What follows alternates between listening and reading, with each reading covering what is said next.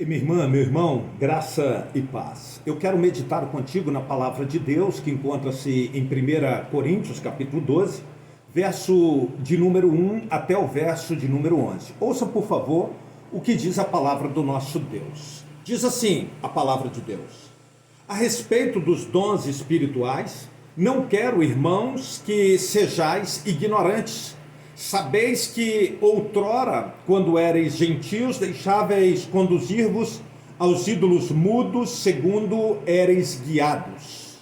Por isso vos faço compreender que ninguém que fala pelo Espírito de Deus afirma: anátema Jesus. Por outro lado, ninguém pode dizer Senhor Jesus, senão pelo Espírito Santo. Ora, os dons são diversos, mas o Espírito é o mesmo.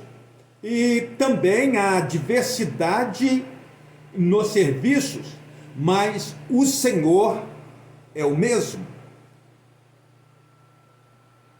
E há diversidade nas realizações, mas o mesmo Deus é quem opera tudo em todos. A manifestação do Espírito é concedida a cada um visando a um fim proveitoso, porque a um é dada mediante o Espírito a palavra da sabedoria, e a outro, segundo o mesmo Espírito, a palavra do conhecimento, a outro no mesmo Espírito a fé, e a outros no mesmo Espírito dons de curar. A outro operações de milagres, a outro profecia, a outro discernimento de espíritos, a um variedade de línguas e a outro capacidade para interpretá-las. Mas um só e o mesmo Espírito realiza todas essas coisas, distribuindo-as como lhes apraz a cada um individualmente. Vamos orar? Ó Deus bendito, estamos diante da Tua palavra que foi lida, será exposta e nós estamos aqui totalmente dependentes do Senhor, querendo ouvir, ó Deus, a Tua palavra sendo ministrada ao coração de cada um de nós. Fale conosco individualmente com cada um que está diante da Tua palavra de consequências eternas. Nós te clamamos em nome daquele que nos salvou e é Senhor da nossa vida. Em nome de Jesus Cristo, amém. Querido, querida, eu quero estar partilhando contigo sobre o propósito de Deus para os dons espirituais. Quando nós olhamos para o texto que acabamos de ler, nós vamos ver que a igreja de Corinto tinha sérios problemas relacionados ao culto cristão. Analisamos dois desses aspectos no capítulo anterior que nós já estudamos. A questão da decência, o traje feminino no culto e a questão do domínio próprio nos crentes em relação à ceia do Senhor. Veremos neste capítulo que a igreja de Corinto tinha também problemas em relação ao uso dos dons espirituais. Eles não estavam usando, mas abusando dos dons espirituais. Ainda hoje, o mau uso dos dons espirituais é um grave problema na igreja. Muitos crentes usam os dons como um instrumento de autopromoção. Essa altivez espiritual é um sintoma de imaturidade. Os dons espirituais não foram dados à igreja para projeção humana, nem como um aferidor para medir o grau da espiritualidade de uma pessoa. Os dons foram dados para a edificação do corpo. Pelo exercício dos dons, a igreja cresce de forma saudável. Assim, os dons são importantíssimos e vitais para a igreja.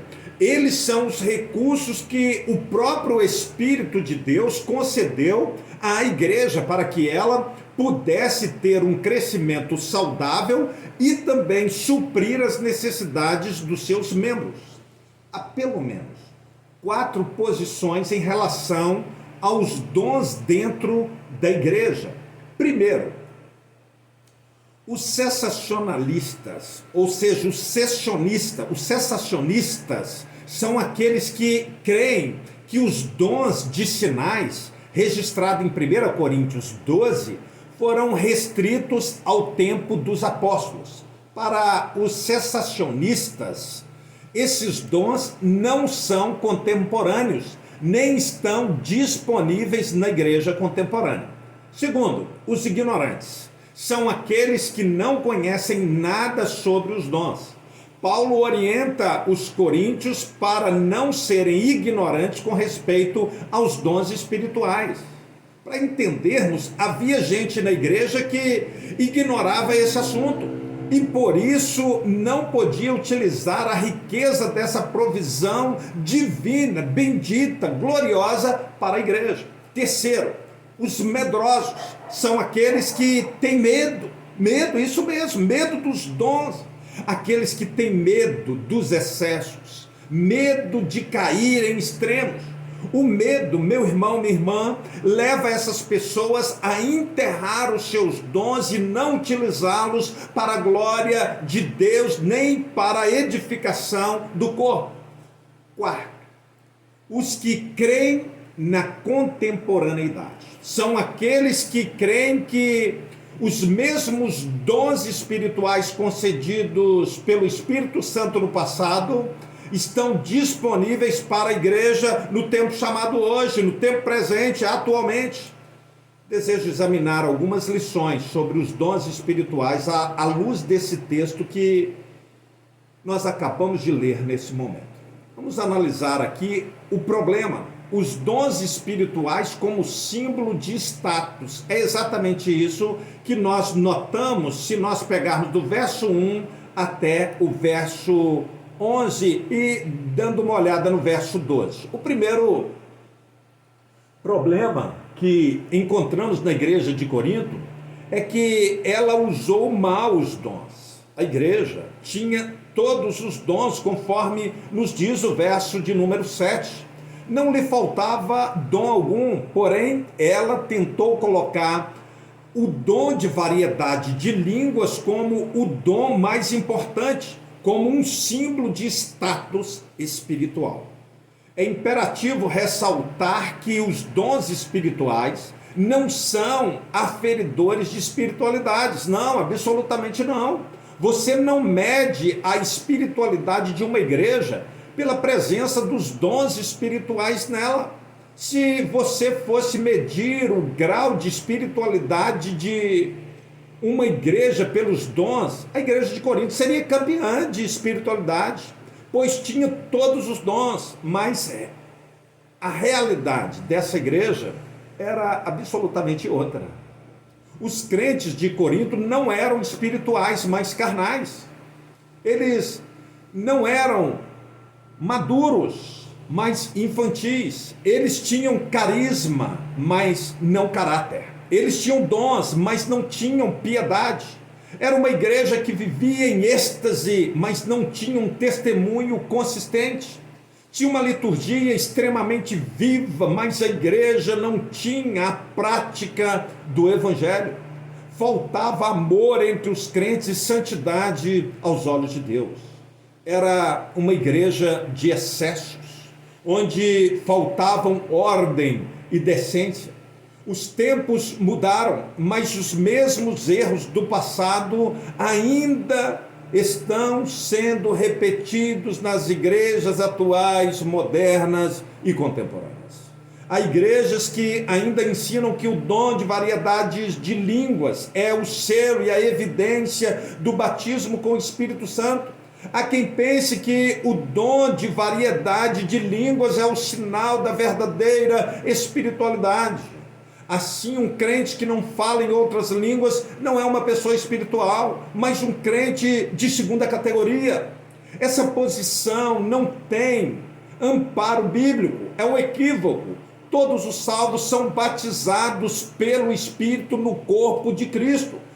Se você olhar o verso 13, não lemos, mas para lançar à luz o que estamos afirmando, vai dizer aqui: pois em um só Espírito todos nós fomos batizados em um corpo, quer judeus, quer gregos, quer escravos, quer livres, e a todos nós foi dado beber de um só Espírito. Mas nem todos os crentes têm o dom de variedades de línguas. Quando nós olhamos o verso 30, diz assim: tem todos dons de curar? Falam todos em outras línguas? Interpretam-na todos? É importante, meu irmão, minha irmã, ressaltar que o dom de variedades de línguas tem valor. Tudo o que Deus dá é importante. Se o Espírito Santo é quem dá esse dom, então ele tem valor. Porém, você precisa olhar a posição que esse dom ocupa na lista dos dons. Ele é o único dom que não é para a edificação do corpo, mas para a autoedificação. Portanto, na lista dos dons, ele sempre vem em último lugar. Também é importante ressaltar que, em momento algum, a palavra de Deus coloca um dom espiritual, seja ele qual for, como selo ou como a evidência do batismo com o Espírito Santo. O batismo com o Espírito Santo é a sua inserção no corpo de Cristo, conforme afirmamos no verso de número 13, e reafirmamos. Todo aquele que foi regenerado também foi batizado pelo Espírito no corpo de Cristo. Não é o falar em línguas que evidencia essa ligação no corpo, mas a conversão. Vamos destacar alguns pontos para a nossa reflexão. Em primeiro lugar, o contraste entre outrora e agora. Na vida do cristão, há uma distinção entre o outrora e o agora. Paulo fala da experiência de conversão, daquele divisor de águas na vida que separa o passado do presente. Assim diz o apóstolo, quando nós olhamos o verso 2 e 3, vai dizer assim: sabeis que outrora, quando ereis gentios, deixáveis conduzir-vos aos ídolos mudos, segundo ereis guiados. Capítulo 12, verso 2 e 3. O que é que Paulo está ensinando? Vamos pensar um pouco. O que nós notamos é que há uma distinção entre outrora e o agora. Os ídolos, embora mudos, guiavam, controlavam e dominavam os crentes de Corinto antes da conversão deles.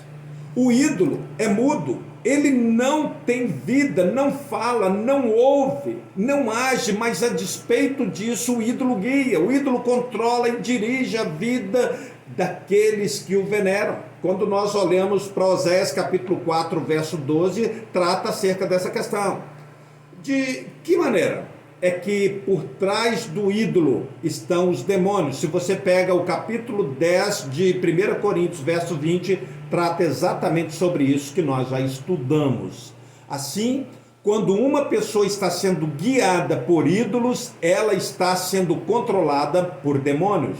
O ídolo ou uma imagem de escultura tem boca, mas não fala. Tem olhos, mas não vê. Tem ouvidos, mas não ouve. Tem garganta, mas nenhum som sai de sua boca. Tem mãos, mas não apalpa. Tem pé, mas não anda. Do mesmo modo, são os que fazem e os que seguem os ídolos, conforme está escrito em Salmos 115, verso 5 até o verso de número 8. As pessoas que fazem um ídolo e o seguem, perdem a capacidade de ver, ouvir e entender as coisas. Ela é controlada e guiada cegamente. Os ídolos eram demônios que estavam agindo na vida dos coríntios e guiando a vida deles antes da conversão, conforme nos diz o verso 2 do capítulo 12 de 1 Coríntios, que acabamos de ler nesse momento. Ao lermos o comentarista David Prior, ele alerta para o fato de que muitos cristãos de Corinto procediam do paganismo. Convém ressaltar, sobretudo, que as religiões gregas de mistério tinham as experiências espirituais como norma. As pessoas estavam acostumadas a ser guiadas por algum tipo de força sobrenatural ou demoníacas, a um estado de transe ou êxtase ou alguma atitude estranha. Paulo então mostra para a igreja que outrora eles eram conduzidos e guiados pelos ídolos, mas agora são guiados e controlados pelo Espírito Santo de Deus. Por isso vos faço compreender que ninguém que fala pelo Espírito de Deus afirma anátema Jesus. Por outro lado, ninguém pode dizer Senhor Jesus senão pelo Espírito Santo, conforme está escrito em 2 Coríntios capítulo 12, verso de número 3. Os crentes da igreja de Corinto vieram na sua maioria das religiões de mistério, do politeísmo pagão, onde eles, incorporados por espíritos malignos, e falavam em estado de êxtase.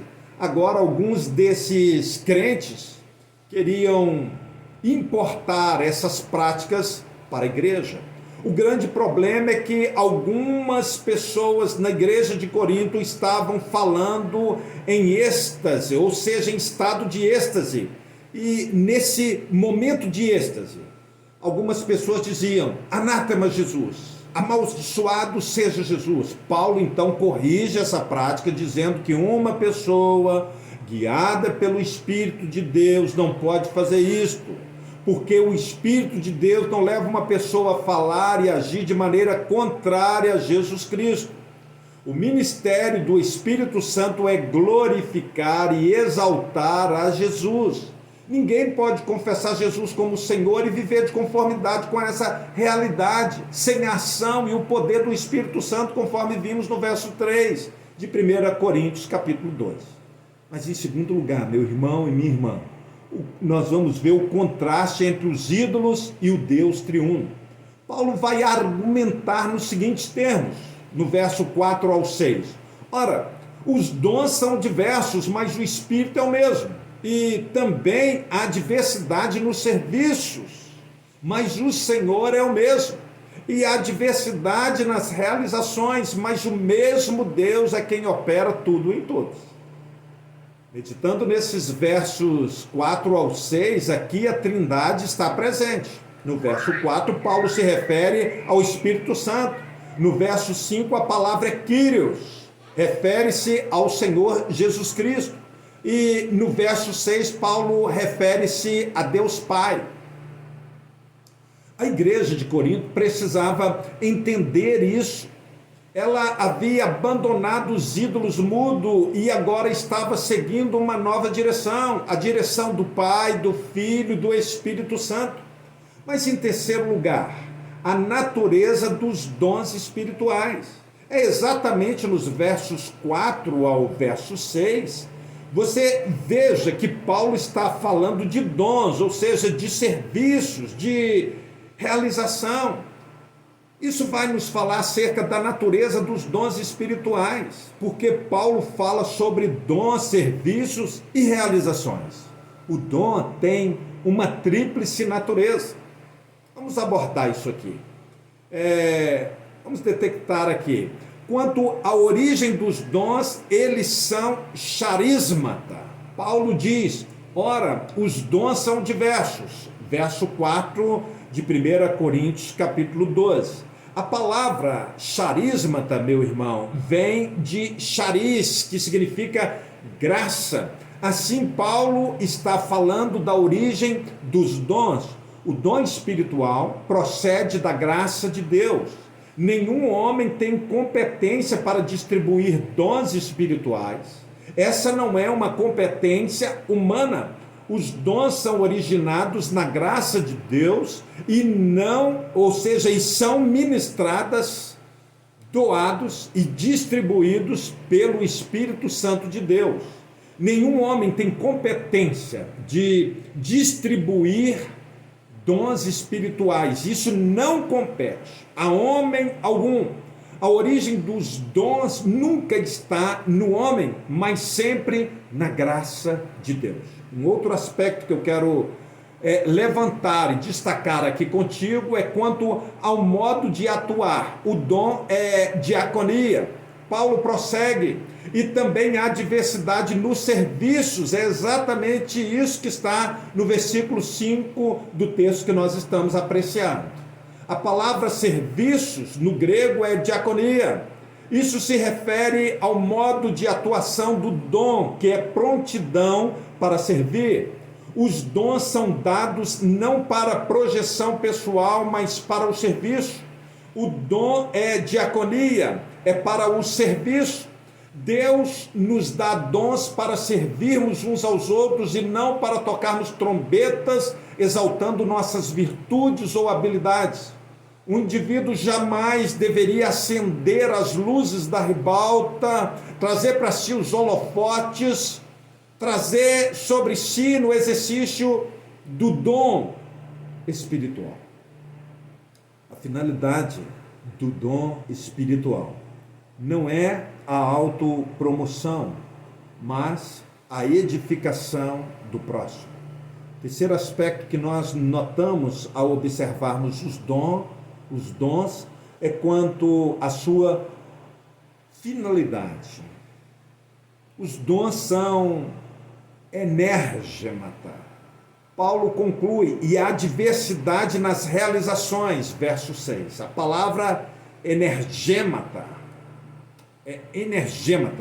vem de energia, de obras exteriores, e a energia de Deus é a energia de Deus operando nos cristãos e transbordando para a vida da comunidade. O dom espiritual tem uma finalidade, sua finalidade é a exteriorização de um ato, de um trabalho, de alguma realização. O dom espiritual é para ajudar alguém, fazer algo para alguém, trabalhar por alguém, realizar alguma coisa por alguém. Não é uma espiritualidade intimista e subjetiva. O dom sempre está se desdobrando em trabalho, em ação, em realização, em benefício de alguém. A finalidade, meu irmão, minha irmã, do dom é a realização de alguma obra e ajuda concreta a alguma pessoa. Mas em quarto lugar, o propósito divino para os dons. O apóstolo Paulo afirma: a manifestação do Espírito é concedida a cada um visando a um fim proveitoso. Verso de número 7 do texto que estamos apreciando.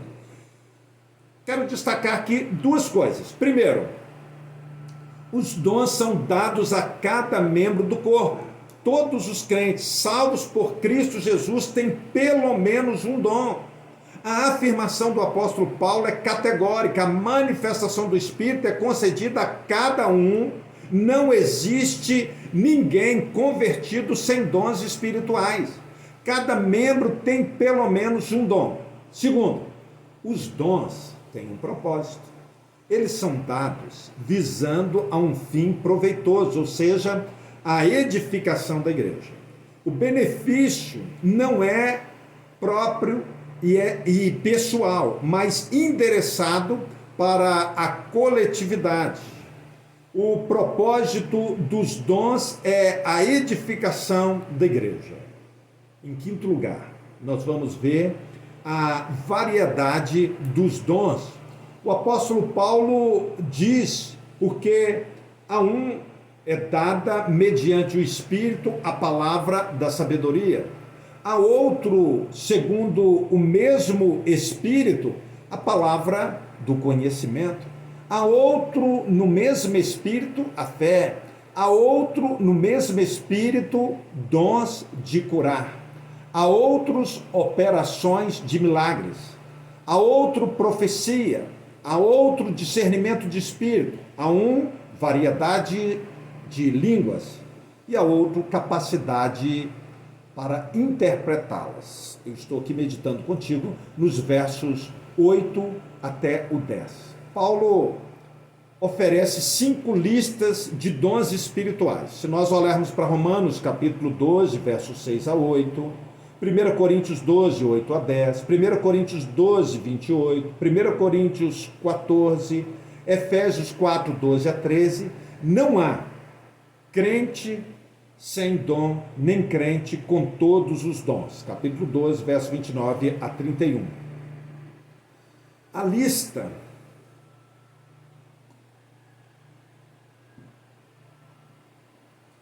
em apreço pode ser sintetizada assim: dons da palavra ou da pregação, dons de sinais ou de milagres e dons de serviço. A variedade e diversidade de dons. O Espírito Santo é quem distribui a fim de que não haja nenhuma falta, necessidade ou carência na igreja de Deus. E em sexto lugar, a soberania do Espírito na distribuição dos dons. Paulo diz no verso 11: mas um só e o mesmo Espírito realiza todas estas coisas, distribuindo-as como lhe apraz a cada um individualmente. Capítulo 12, verso 11. Paulo está falando que é o Espírito Santo quem distribui os dons e também quem age eficazmente na vida daquele que exerce o dom. O homem é apenas um instrumento, mas o poder é do Espírito.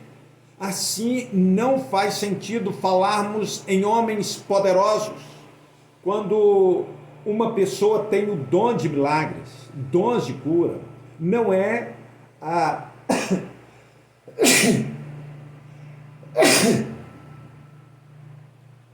a pessoa que tem poder. Atualmente se faz propaganda de homens poderosos, homens de poder, mas na verdade Paulo fala que um só é o Espírito, ou seja, um só e o mesmo Espírito realiza todas estas coisas. A glória não é para o homem, mas para Deus, e Deus não a reparte com ninguém. O apóstolo Paulo usou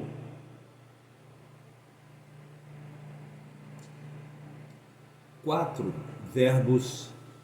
verbos-chave que ilustram a soberania de Deus na distribuição dos dons espirituais.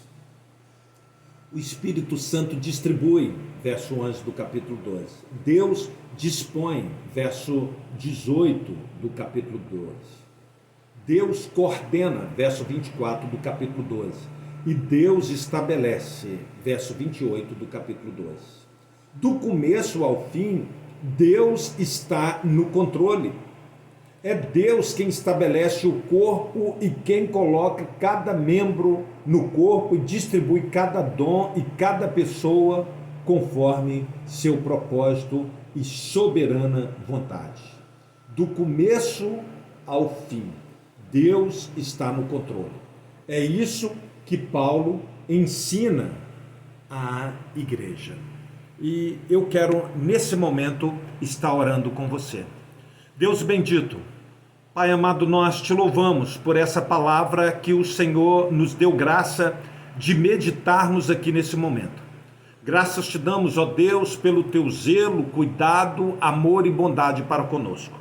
Que a boa, potente e gloriosa mão do Senhor continue nos instruindo e levando a obedecer minuciosamente a tua palavra.